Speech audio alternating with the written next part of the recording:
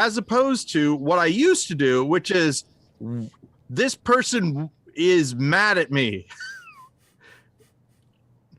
And if you start out the idea that you're friends, then so for instance, are you familiar with Bunny, Ben, the dog who talks using buttons with pre-recorded messages?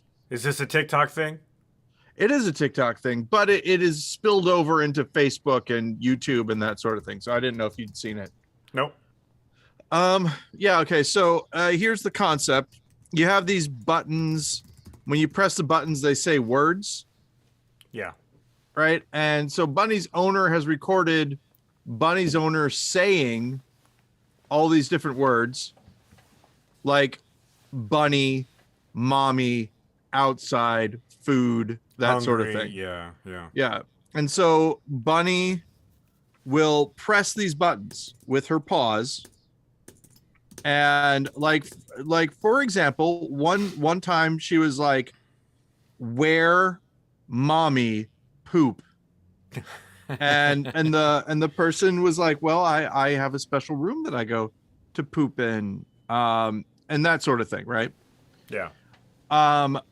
And Jennifer and I are kind of she's brought me a little bit more around to her way of thinking, but at one point in time I was like, this dog's just pressing buttons, doesn't know what she knows that pressing a button will get a reaction from her human caretaker, but the dog doesn't know what the dog is saying.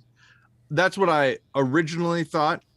Then I saw a different dog with these buttons who was simply pressing the food now, food now, food now. And I was like, I have seen that.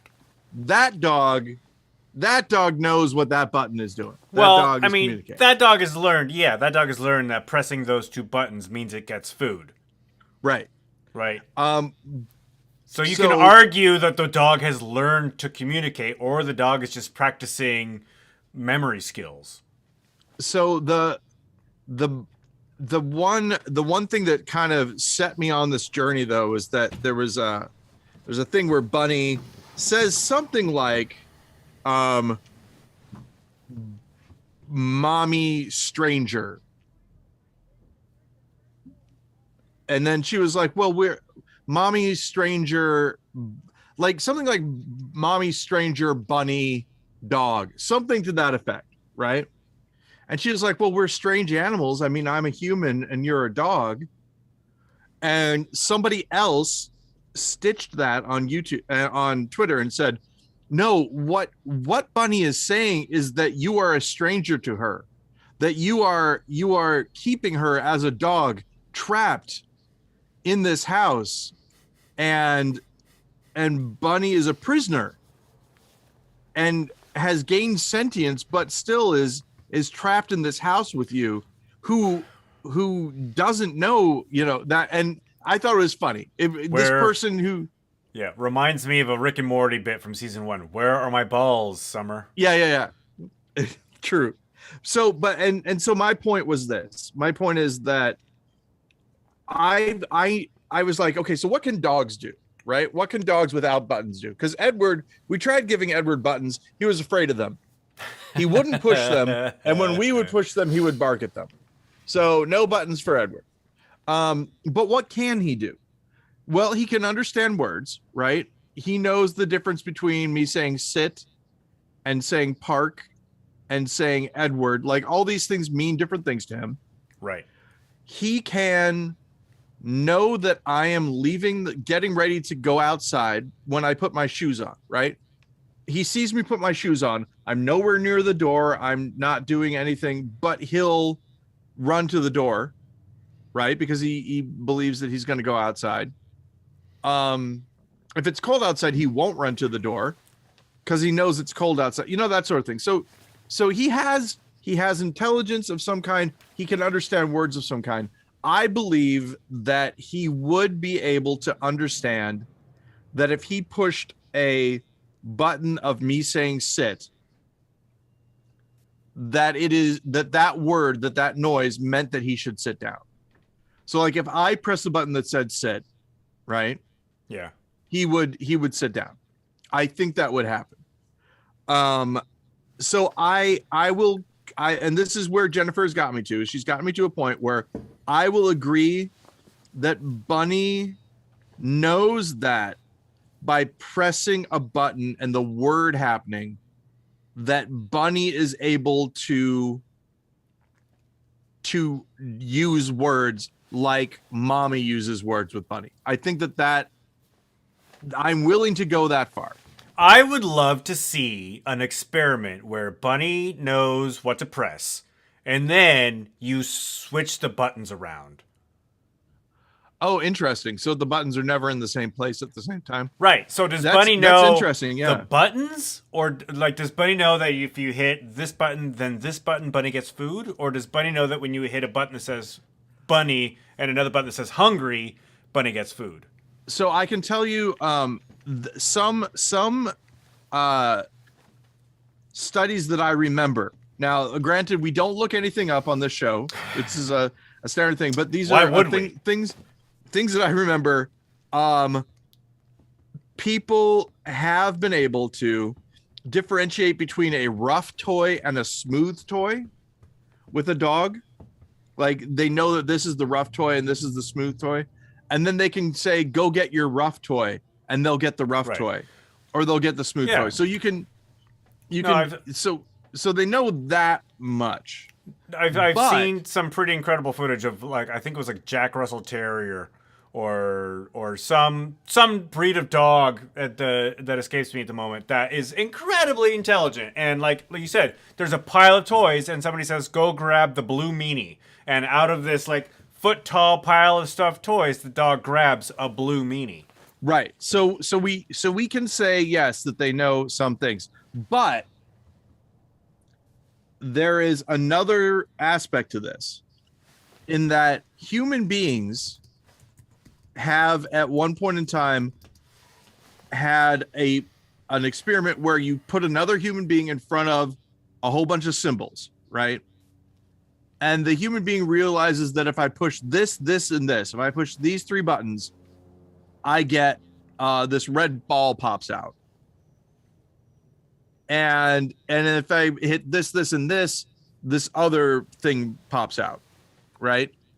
And so they asked the people at the end of the experiment, okay, so what's going on with these buttons? And they say, well, if I press this, this, and this falls out. And they say, well, what do you know by that? And they're like, well, it's like it's like a code, like. And what the researchers wanted them to do was figure out that these buttons were subject, verb, direct, object, that they were trying to teach them a new language. But Gotcha. people didn't think of that. They just pressed it. So the idea being, People love patterns. when a dog presses, and this is the example I gave in the YouTube, I keep on saying YouTube, in the TikTok thing that I did. Let's say the dog presses eat mommy food. If the dog pressed that, what would that mean to you? To me as a person, Yeah. it would mean that Bunny wants whatever mommy is eating. Okay. Human So food. there is that. There could be, that Bunny wants to eat. I want to eat. Mommy, give me food. Right? Yeah. That's possible. There's also the idea that I want Bunny- to eat mommy. Exactly. Mommy is food. Yeah. So any of those could be correct, right? The problem comes in when we make an idea about what Bunny wants other than what Bunny has given us, right? So if you're there and it says eat mommy food, that's one thing. But there were you're familiar with Coco the gorilla, I am. probably Coco with the kitten. Are you familiar with Nim Chimpsky? No, but I can assume that it's a chimp named after Noam Chomsky. Yeah. And so so both of these are primates that had a caregiver that was trying to teach them sign language. Yeah. The difference between these two is that Coco's caregivers gave Coco a lot of latitude, whereas Nim Chimpsky's caregiver didn't. Now, I'm basing this off of a animal communication course that I took back in 1992 or something like that. So like 30 years ago. So I could be off on this a little bit. But the idea is this. Let's say that you sign to Coco, or Coco signs to you. You, me, eat orange, me orange, eat orange, right? And let's say Nim Chimpsky signs the exact same thing. Coco's instructor or caregiver would sometimes say things like this. Oh, Coco is saying that Coco wants to eat with you, that Coco wants to have a meal. This is a very special thing for Coco. She likes having dinner with people. She's really into dinners and parties and things like that. Whereas she loves to entertain. Things are, she sees people eating at the park and she wants to be like them. So it's a very sociable thing. Whatever. Versus the Nim Chimpsky guy who would say something like, okay, so Nim knows that if Nim signs orange, I give Nim oranges. Doesn't really understand the difference between you and me. So just throws that in as noise. But I don't know if he's actually saying anything, but he knows that this sign means orange, right? Two different people, two different interpretation styles. One is very, like, there was a time, for example, where somebody asked if Coco had seen people, or if Coco likes meeting new people, and Coco signed nipple, and the person said that nipple sounds like people, so that's what Coco was going for. That kind of thing. Just very, very broad, doing their best, giving Coco the benefit of the doubt all the time. Now, personally, I have a hypothesis that maybe Coco was saying, I want to see your nipples. Come on. What's going on under there with your stupid clothes, human? Possible. You never know for sure. I saw a video of a gorilla at a zoo or a sanctuary, and apparently, I guess the people who were there were like throwing food at it, and the gorilla signed in gorilla sign speak. I don't know exactly what words it used, but it was basically saying it wasn't allowed to eat any of that. Like, wow. Stop throwing me these bananas. I'm not allowed to eat what you give me. Which I thought was interesting. Also, the dog map, with Bunny's buttons, whatever we're gonna call them, is a great it's a great premise for a horror movie. Yes. As soon as you started talking and you said it's a great, I'm like, we're talking horror film. Yeah, like Bunny scared. Bad man, Bunny scared, Bunny. Like at night, you just hear these things, and you're like, "What?" And so yeah, because they say dogs and cats, pets can like sense sort of paranormal things that humans can't. So yeah, I think that would be a lot of fun. Man, here, not here, not here, man, bad. That kind of thing. Yeah. Knife. So get out. So the place where I ended on all of this is that the dogs are not deceitful. The gorillas are not deceitful. All of these animals are I believe that they are trying to communicate. The only thing I'm saying is that we as human beings need to be careful that we don't throw our own interpretations too deep. It's like if you have the little kids, right? Who died and came back or whatever, and can only speak using simple signs or things like that. and if the kid said something like, I I was unhappy, or I didn't like being dead, or something like that. If the parents believe in a wonderful afterlife where, the kid is happy and would be able to, frolic around on that, Because of course this kid is going to heaven. they might not they might not interpret the things that the kid says accurately because they have that filter. I am wondering, going back to either Coco or Nim Chimpsky, possibly misinterpreting the name people as nipple. Oh, that was Coco. Yeah. I wouldn't be surprised if Coco actually meant nipple, and I'm only basing that on a stand-up routine from Billy Connolly about the movie Awakenings. You remember the movie Awakenings with Robin Williams and Robert De Niro? Yep. Apparently, according to Billy Connolly, and I've never looked this up, I've never done my own research. I just listened to Scottish comedian Billy Connolly. I will say this. Before you say anything, I am confirming, if you're saying this, that Coco and Robin Williams had a relationship where Robin Williams would go and see Coco. Not where I was heading. Where I was heading was Robin Williams' character. Not Robin Williams' character. Robert De Niro's character was in a sort of coma, like a waking coma. And when given this drug, L-Dopa became more of a person. According to Billy Connolly, in the real story, something they don't tell you in the feel-good movie, is that when that character was awake, I guess would be what it's called, masturbated constantly.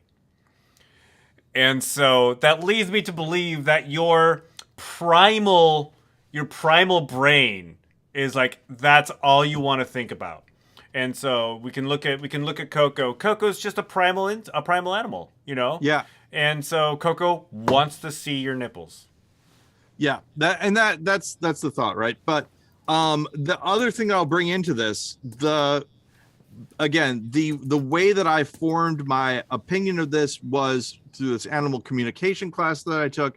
The big thing that they talk about with animal communication is that animals do communicate, interspecies communication. There are a couple different ways that you can do it. You can do it mutually, like you, the animal, and the other animal that you're trying, like a cat and a squirrel, right? That's a prey-predator relationship. So there's not a lot of mutual communication going on necessarily. Right. The same thing, a bird warning people to get away from its nest, not a bunch of mutual communication. But other species like humans and dogs, right? The dog is trying to understand what the human says. And one of the things that they found interesting about dogs is that when humans hear words that we understand, our brains light up, right? For dogs, what they discovered, at least in this one study, is that their brains light up when they hear words they don't understand, because they're trying to figure out what you want them to do. So I think that's interesting, this mutual communication kind of thing. And so the idea is that I think that once dogs understand that these buttons are a way to communicate with people, they are trying to communicate with people via the buttons. I do think that is what's happening. Yeah, of course, because they want to communicate. They're hungry and they want food. And that's the thing. Yeah. Hungry, want food. Bathroom. We never should have given him the masturbate button. It's all he presses. All right, here I go. It's your turn. Why didn't we get a dog? What was I going to say? There was a reason. There was a point that I was going to make. I will say this. When John Lilly and his cohorts did that, and I forget the name, but there was a woman who was cohabitating in this cool kind of half living room, half swimming pool kind of house with this dolphin. Would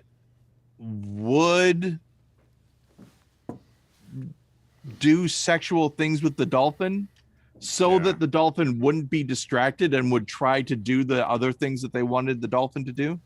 Speaking of interspecies communication. Yeah. So what we're learning is that really all animals are motivated to learn to speak to people so that they can ask them to do weird sex stuff. And isn't that what human beings really communicate for? I think that's why we haven't had any breakthrough discoveries in communication in terms of like putting like little diodes on dogs' heads to discover what they're thinking of, because dogs and cats are just horny MFers. And, you know, the researchers are like, you know, if cat owners found out what the cats are really thinking, that nobody would own cats anymore, except for the weirdos. Yeah, they're what was that in the year 2000? One of the first in the year 2000s. People will eventually be able to talk to dolphins, but everything dolphins say is incredibly racist. Something to that effect. They call him Flipper. So actually, now that you're saying that, I heard I saw a headline this last week where researchers have spent the last 20-some years analyzing pig grunts and have decoded the emotions pigs are feeling when they grunt. Like there are different types of grunts for how different types of pigs or different pigs feel different types of emotions. Yeah, I didn't look into that. I didn't read the article or watch the YouTube video or whatever it was. I just saw the headline. But I thought that was interesting because I don't if you've ever heard a pig grunt. Just on the face of it, they all basically sound the same.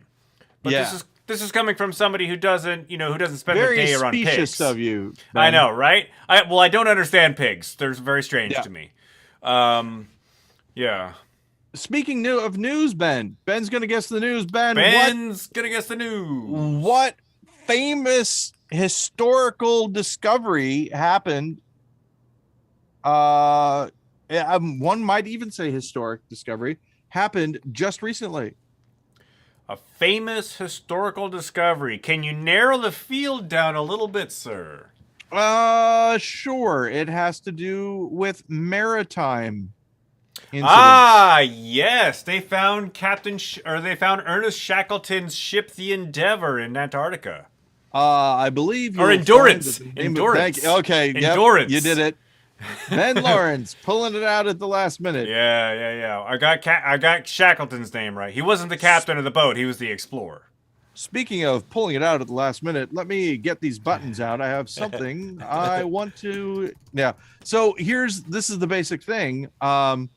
Your friend of mine, friend of the podcast, Andy, big fan of Shackleton. Oh yeah. And so that was great information that he got. He did not believe that he was like, wow, was any of it intact? Surprised at how much of it was intact. I'm sure I saw the video. It is extremely preserved in the what must be extremely cold water. That's right. What I didn't know was that when they knew it was they were stuck in the ice, all the crew survived. Did all the crew survive? The video that I saw, which was from like National Geographic or something, it said when the boat was stuck in the ice, Shackleton got the captain got all the crew off the ship, and they all survived. Now, how long they survived, I don't know. Nobody died on the ship as it sank. I don't know if everybody made it back home, but nobody died on the ship made it as back it sank. home for sure. Yeah. Yeah. So that's kind of cool. Hey, did you ever see what is it? Is it called? Oh, The Terror. Did you see The Terror? I have not seen The Terror. I have seen season 1 of The Terror, which is really good. I want to see the other ones. There are more, but it has to do with people and ships. That's why I was. The Terror, at least in this, is the name of one of the ships. Do you, Paul Goody, have thalassophobia? What is that? Fear of deep or fear? I don't know if it's fear of deep water or just fear of water. I would say yes. You know, Ben, I believe I've talked about this on the podcast before, but in case I haven't, I had an experience at camp.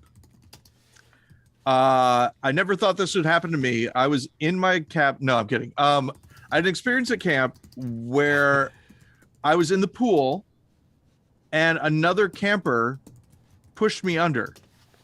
Oh yeah. And I couldn't get up. I panicked. I screamed, and then I inhaled a whole bunch of water, and then I passed out. And I was describing this to somebody, and then I came to later, and I was lying by the side of the pool. I described it to somebody later, and they said, "Oh, well, you drowned." I was like, "Yeah, I guess so." But that coming to was really interesting because I didn't remember what had happened to me beforehand at first. Yeah. If that makes sense. Yeah. And then eventually I and remembering what it felt like to get the water in was really, really interesting. But I remember that there was no adult there. There were just older students. It was the kid, like one of the kids who was a counselor, right? So maybe high school, something like that. An authority. And I remember he was really mad at me and he told me that I couldn't tell anyone. So I didn't. But my voice got deeper after that. I remember I was like, I guess I've gone through puberty. Yeah, exact correlation is not causation, Paul Goody. You just went through puberty. Yeah, exactly. At the exact same time.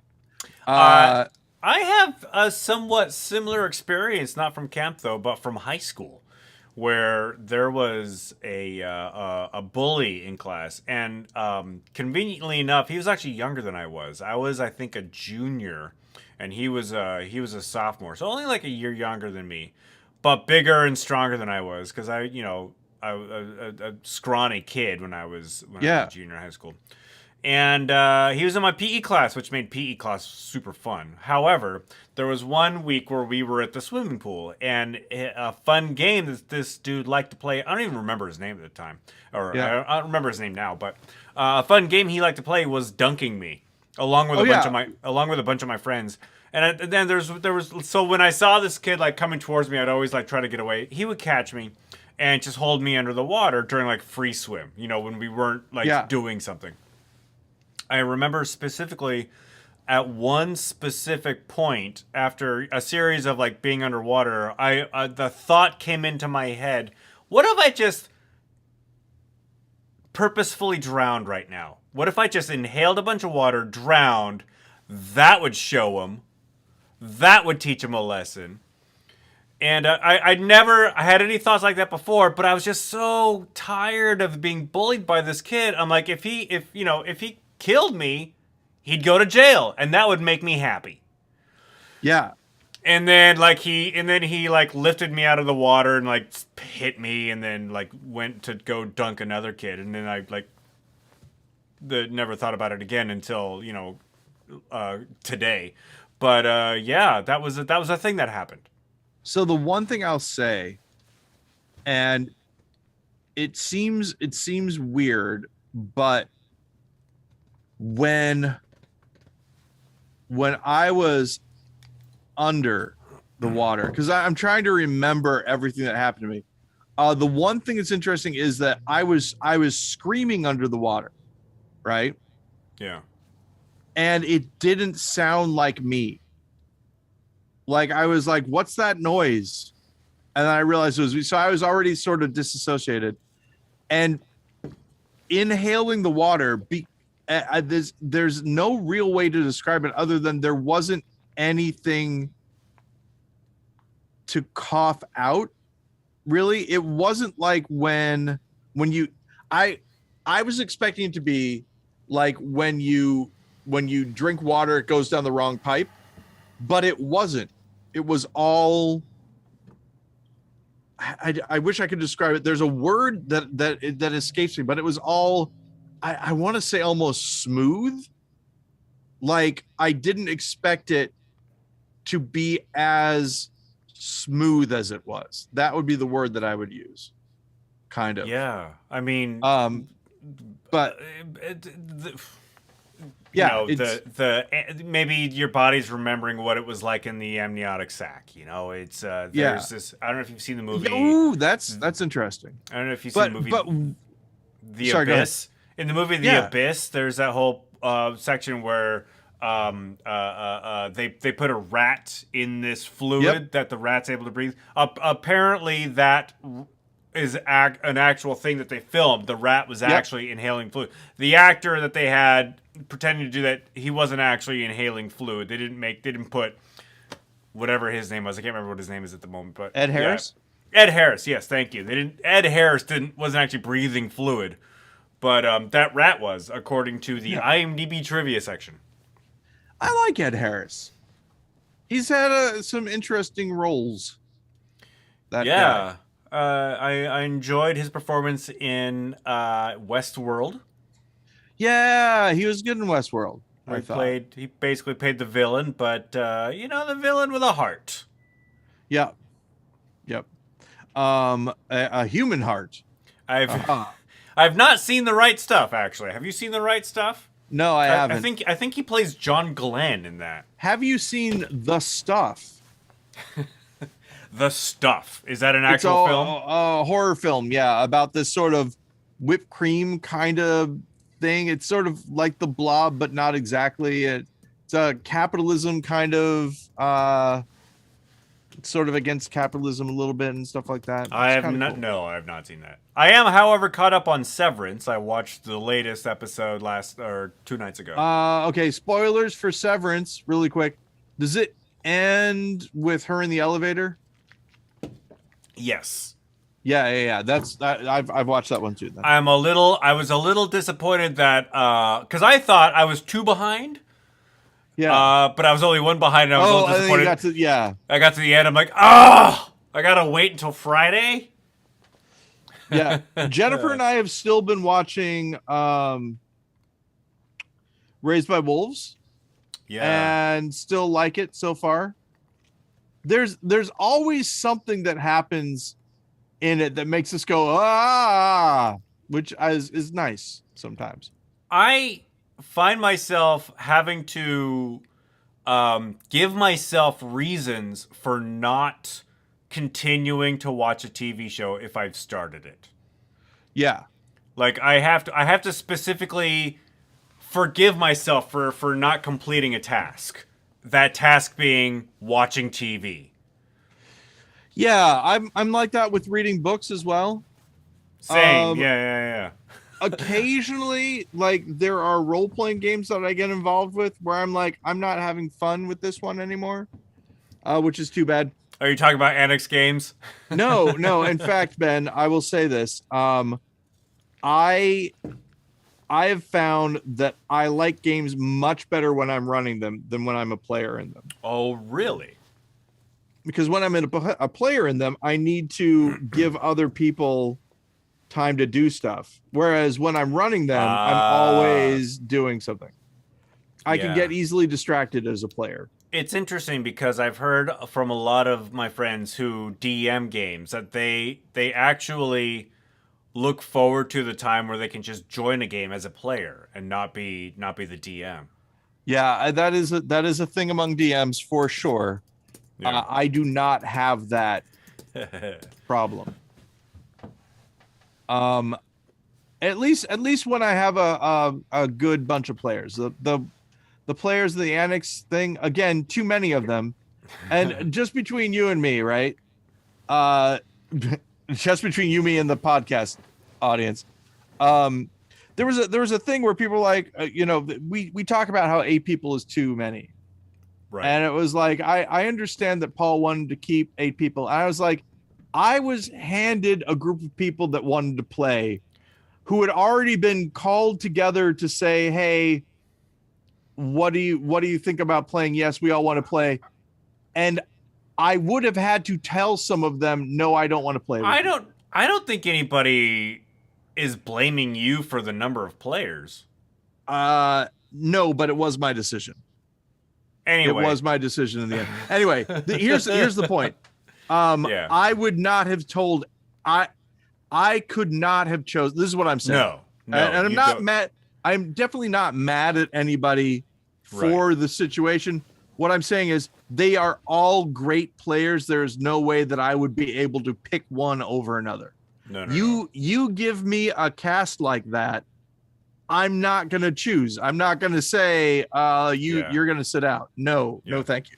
No, I understand. I understand what you're saying, and nobody expected you to do that. And I don't think anybody would have actually listened to you if you'd said that. I think if you had singled out 2 players and you're like, I'm not doing this if they're playing 6 players max. Oh no. If what it would be is it would be something like, oh, I need to. I can't possibly run a game with more than 5 people.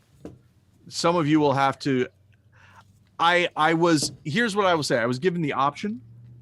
Yeah. Okay. I didn't know that part. I would never have taken. So, switching gears completely. Actually, sorry, I just want to say my home game is good too. I like all the people in that as well. Just so in case they listen. The next, the part 3 of Annex Games is on Saturday, March 19th at 7 p.m. Check it out at annextheater.org or at Annex's YouTube channel, which is, I believe, youtube.com/annextheater, probably. Maybe the finale. What one would hope, but who knows? Maybe not. I'm looking forward to it, not just because it might be the end, but also as each iteration goes on, I learn more and more about how to live stream an event from the stage, and so I will be moving the stream box right now. As you can see, I'm sitting in the back row of the theater. This is the back row.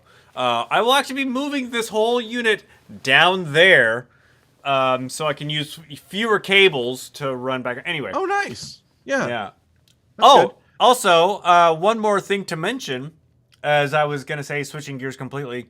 Our friend, I just learned that our friend Alex King listens to the podcast. And Alex King, yes. Hello, Alex. Called me up to comment on the show. And I actually, we talked about The Amazing Jonathan before, and I mentioned that I had watched a documentary. I had not watched the documentary I thought I watched. There is one on Hulu that you had brought up, where the documentary turns into more of a documentary about the documentarian by the end. Yeah.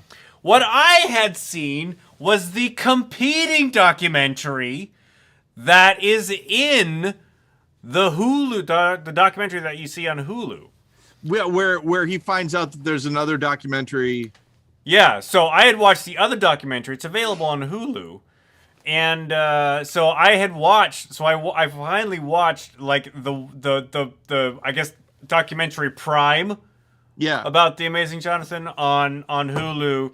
And I got to say, after watching that, I would not come away with it thinking that that Jonathan smoking meth was a bit.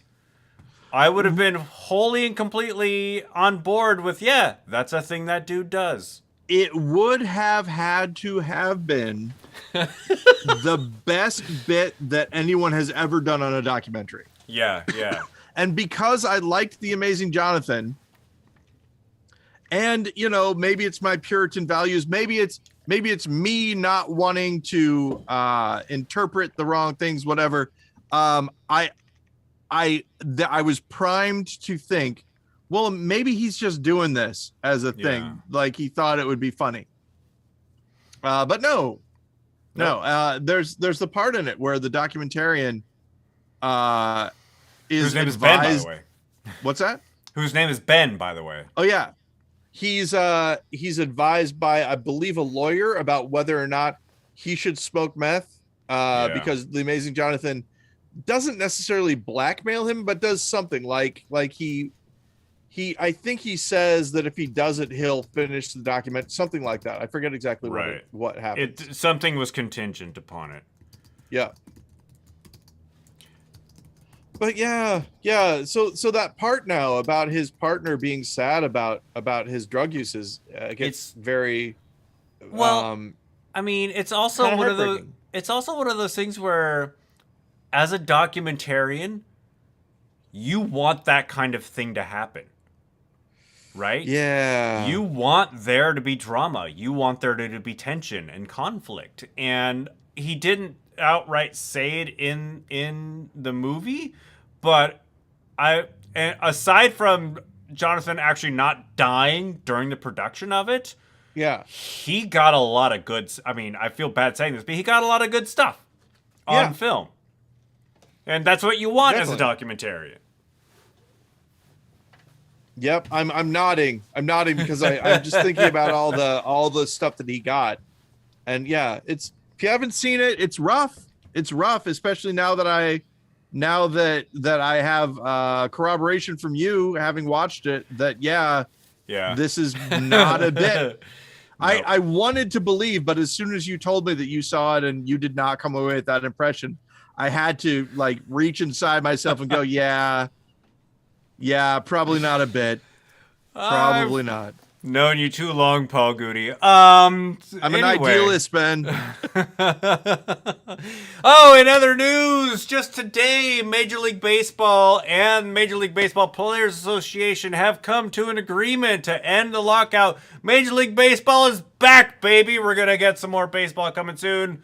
There's going to be a full 162 game season. What is the lockout? Well, the Major League Baseball Players Association is basically the union for baseball players. Uh-huh. And there's the Major League Baseball is made up of the team owners. And it was always going to be between last season and this season, they needed to renegotiate their deal. Oh, okay. I'm with you now. Yeah. And the Major League Baseball had locked out the players, and so basically spring training had been canceled up until now. Oh, okay. Yeah. Major League Baseball had been canceled up until now. They had been in negotiations. They finally reached an agreement, and I'm looking forward to it because I've turned to baseball in the last few years as sort of like an escape from watching the news every night. Yeah. And watching the news is not something that that's good for your health these days. And so I'm glad to finally get some baseball back in my life. I want to say that lockout is actually a union term back from when the factory owners would actually keep the workers from getting into the factories. Exactly. So, yeah. Speaking about that, communism, Ben. It sounds all right. It works on paper. Yeah. It's funny how many people think that Russia is still communist. No, it's not. It's sort of funny also. Do I bring it up?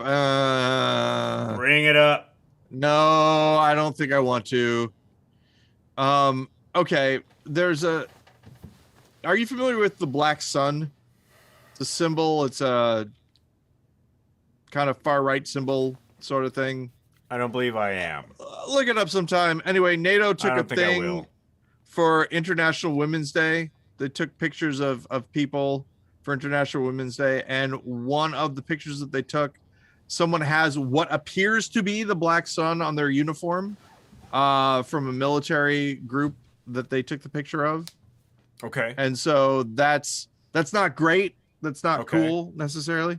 And so that's one of those things of like, the pot calling the kettle black, right? People saying that the Ukrainian government employs too many far right people.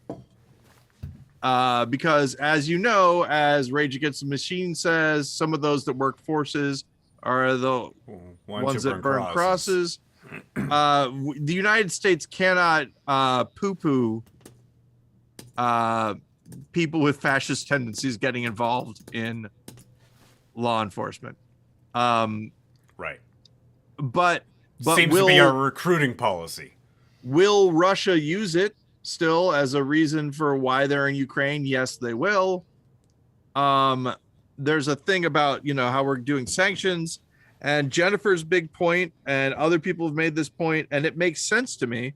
As stated, I don't know how international politics work or anything like that, but The people that are going to suffer most under the sanctions are, of course, the Russian people, not the oligarchs that hold the power. Right. The Russian people have probably as much sway over what their government does as we do. Yeah. So yeah, it's a bad situation. So I'm saying all this, Ben, because as you were saying, watching the news isn't great for one's mental health these days. Yes, things are bad. It's also one of those things where I have friends and family members who blame the current president for the high gas prices, and you can't dissuade them. You can't tell them that actually Biden doesn't control the price of gas. Yeah.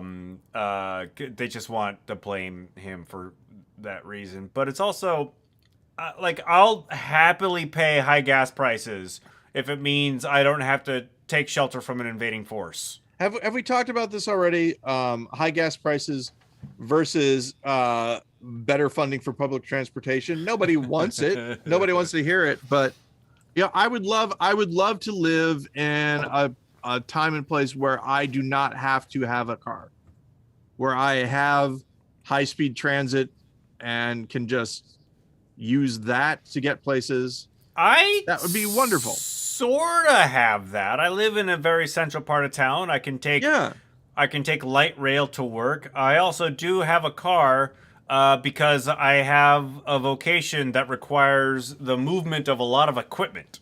Yeah, that's the tough part. And we don't really have an option for that. But what do you think about this, Ben? Let's talk about the future. A suitcase on wheels, right? That's a strong box that you can put into, let's say, a tube, right? And it will meet you at your destination.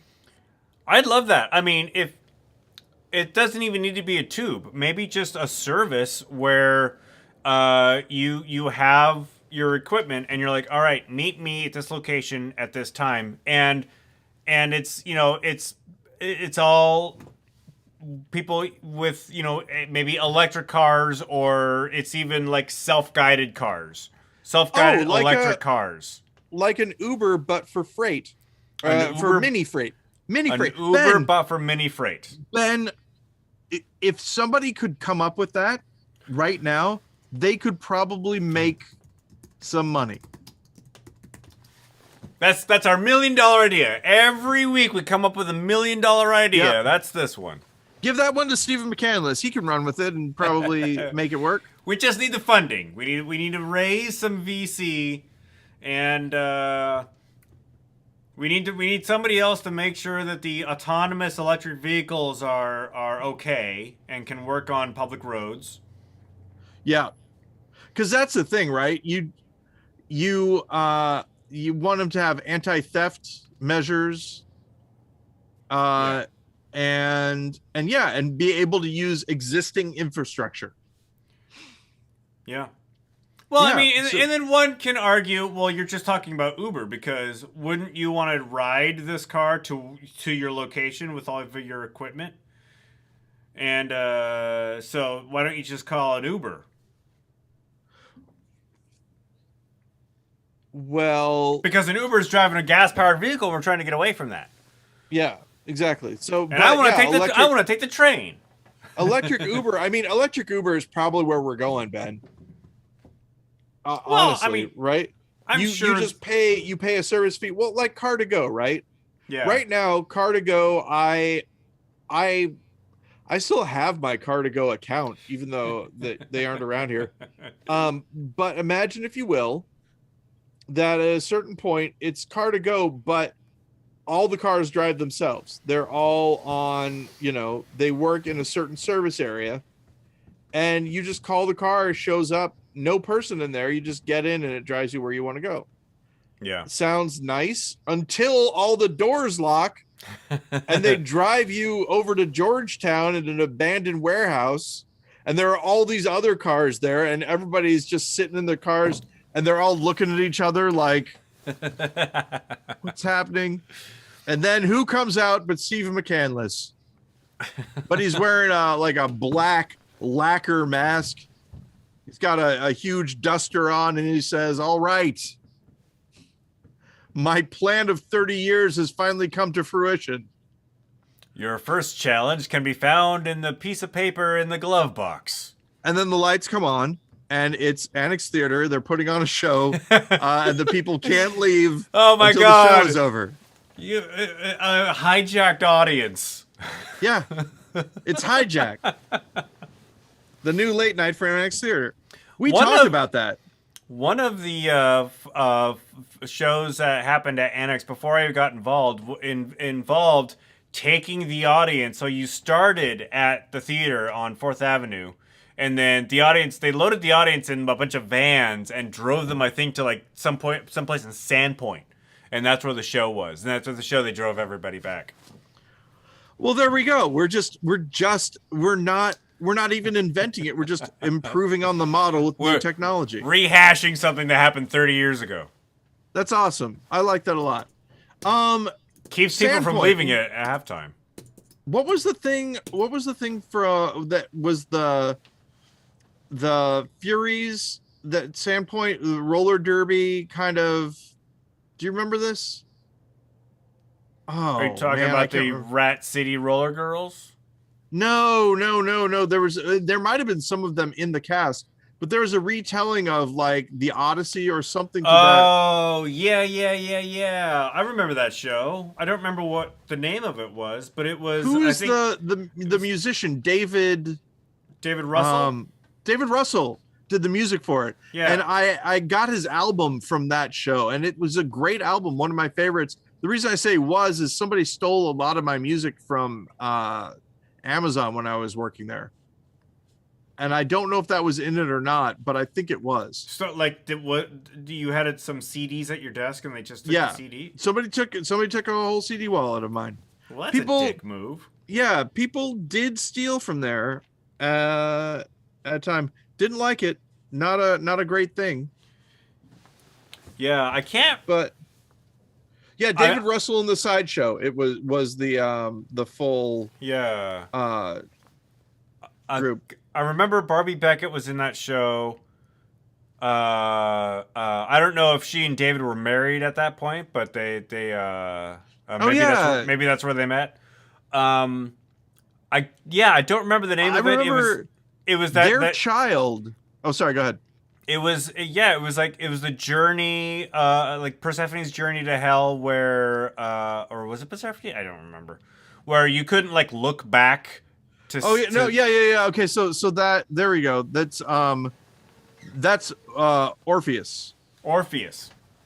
And David Russell and Barbie Beckett's child was playing catch with a dog, and I said that this was the ultimate loop. Hey, we're coming all the way around. Ben, we've got a capper on this. That the child and the dog were totally in sync, because the child would throw the dog would bring the ball back, and the child was never tired of throwing the ball. You know, eventually you're like, okay, we're done now. And the dog's like, no, I want to do it more. They just kept doing it, and they kept each other entertained. And it was perfect. For a brief time, Ben, things were perfect. I wish I could remember the name of that show. Yeah.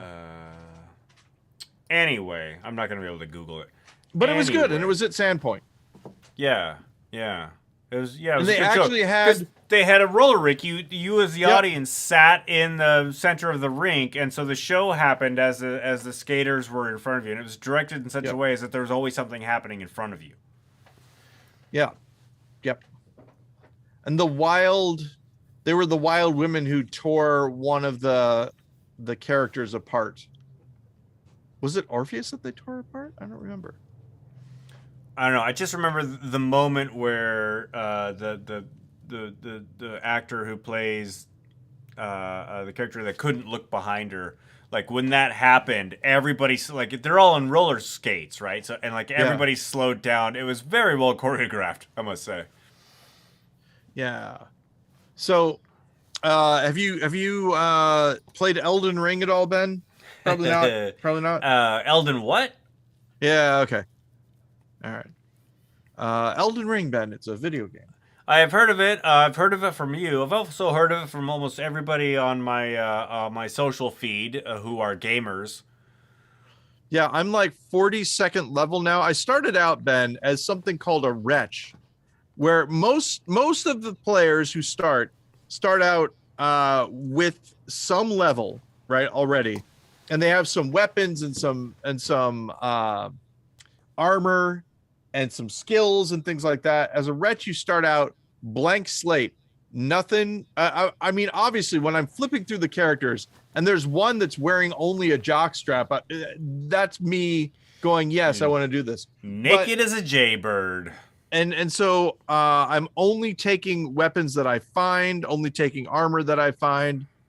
And I've gotten to a pretty good point. I'm a level 42 now, although the ultimate level I think is 999, something like that. That's quite a lot. So yeah, I've got a while. I'm still at 0% completion, even though I've been playing a lot. And that's because I can't beat the bosses, but there are lots of little characters that you fight as well. So that's what I've been doing. Oh, Ben, I got to tell you, I saw a thing today that was talking about terrorism in different parts of the world, and it said that terrorists are trying to enter hotel rooms using coercion and small arms. And I'm just thinking, maybe into the... Okay, now listen. If you have small arms, Ben and I would like to apologize. We were thinking of like a T... I can hear Gavin Cummins saying to us in the lounge. You do know that there's a person with small arms in the audience. And this is serious. I'm being 100% serious. I didn't think of that until I had said it to Ben, and now I feel horrible. Small arms, of course, meaning pistols. I imagined someone with small arms. Specifically, I was thinking of the T-Rex, who I believe Meet the Robinsons is the movie where the T-Rex says, I have tiny arms, I can't. I've never seen nor heard of that movie.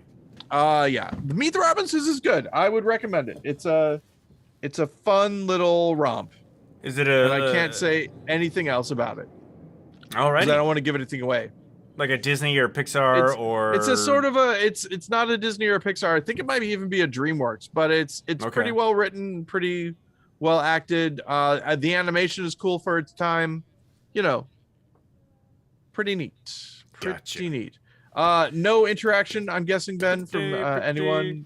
No interaction. Time. Nobody even watching. So we got that going for us, which is nice. We are truly howling into the void. There's some weird guy or weird lady or weird non-binary person out there right now, perhaps an artificial intelligence. If you're an artificial intelligence, hello, you are valid. I see you. You matter. And they are watching all this content, listening to everything that we're saying here. I don't think you're artificial at all. You are very real. That's right. And we're not being, and this is the thing, is that humans joke around. We're not joking around. And you're wonderful. Thank you for being you.